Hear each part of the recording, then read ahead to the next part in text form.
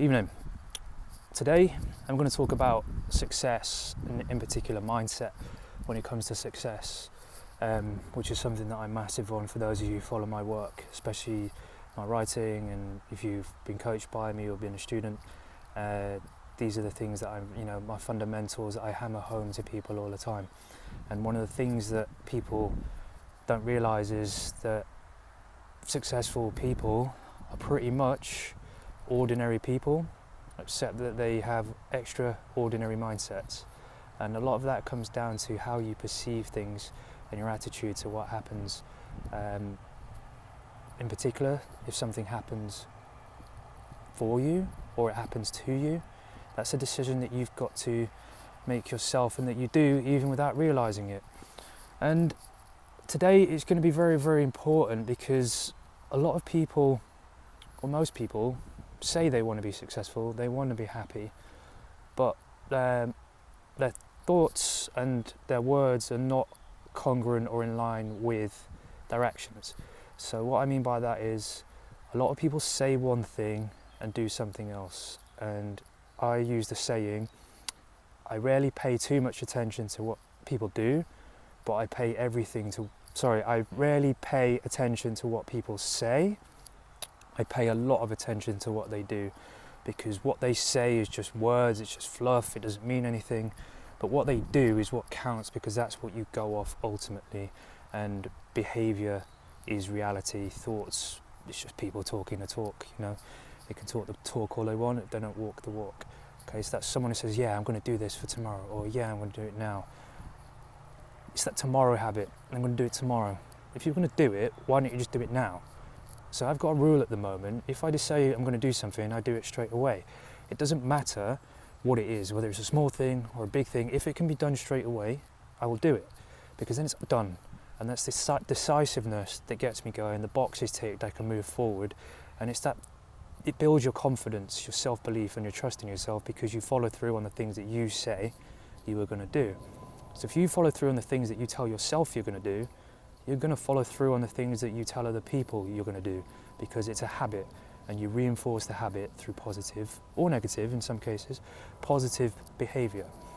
And a lot of people tell me, yeah, I want to be successful, whether that's in the gym, I want to lose weight, I want to get big, whether it's coaching, I want to make more money, I want to be more successful with women, whatever it is. And I'd say only about 3% of clients at the beginning are what I call raw go-getters, and they will just action everything that they're told to do. And those are the ones who are really successful. I call it the 3% club.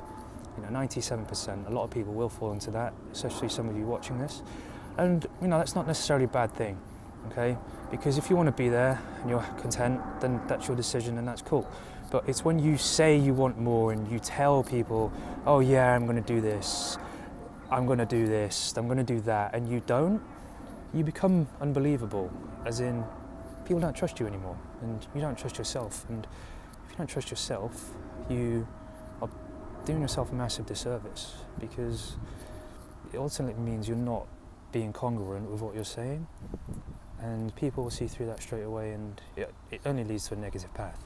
So the key thing here is, do you actually want to be happy and successful, or do you just not want to be miserable and unsuccessful? If you want to add in money in there, do you actually want to be successful and wealthy, or do you just not want to be poor and a failure? Think about what I just said. It's two different mentalities. The way I see this, one of them is playing for a draw. He's turning up to a football match, playing for a draw, you're playing not to lose. The way you come across, and we'll use Premier League football for those of you watching, there's certain teams who turn up to not lose, and you can see in the way they set up, their body language, their attitude, their hunger, their desire. And it's because they're afraid, they don't actually believe sometimes that they can win. There's some teams that are even less than that will just turn up to participate and compete. And those are the ones that really struggle, and you make your own luck. So it's often when you're down the bottom of the table, things go against you, and a lot of it is in how you show up. But then, this pains me. I'm a Man United fan, but a lot of the time we've been turning up the season playing not to lose, and it's frustrating. You look at Man City, the rivals, and as much as it pains me to say it, they didn't turn up to compete. They didn't turn up not to lose and play for a draw. They didn't even turn up to win. They turned up to dominate. And that's the fundamental difference between being good, very good, and unbelievably good. And if you want to be the best, your attitude has to be in a place that second is not good enough. We can't be getting medals these days, and this is turning everyone into soft and spineless people. Kids are getting medals just for participating.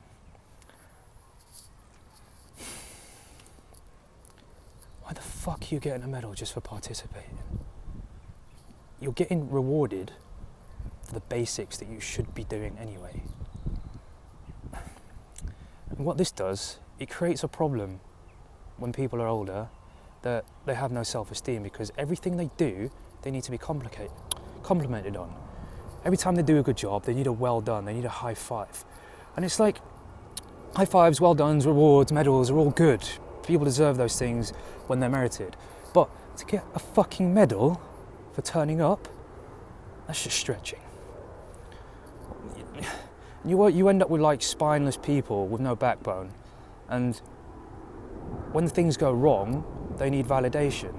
And this is where you end up on Instagram craving thousands of likes and followers for external validation, when that's all good if that happens, and great if you're posting great content, then cool. Like, I post in these videos not because my aim is to get a massive following, but because I actually want to put good content out there for people who value it. And if you don't value it, then cool, don't watch it. But for those of you who value it, you know, it's for you, and that's the difference. I don't need a medal to turn up every day and do what I'm supposed to do. I mean, imagine, especially as a man, if you turn up as a man every day expecting to get compliments, to get validation, you're not being a man, right? It's as simple as that. And society's bringing up us in a position of, let's just participate, it's the taking part that counts. No, it's fucking not. It's not. Like, if you want to be the best at anything, you have to have the right attitude and the right mindset. Look at Conor McGregor. As much as, you know, you can argue he was a bit of a tit sometimes, it's the mindset is phenomenal. The phenomenal mindset of walking into a stage when no one really knew who he was, saying, I'm not here to take part, I'm here to take over. And he's like a laser, focused on what he wants to do. And you will mess up, you can't be invincible, you lose fights, and you did. You will trip up along the way. But it's the fact that eventually you're going to get what you want, because you already know it's already part of what you are and who you are, especially what you are, and you're more than capable of getting it.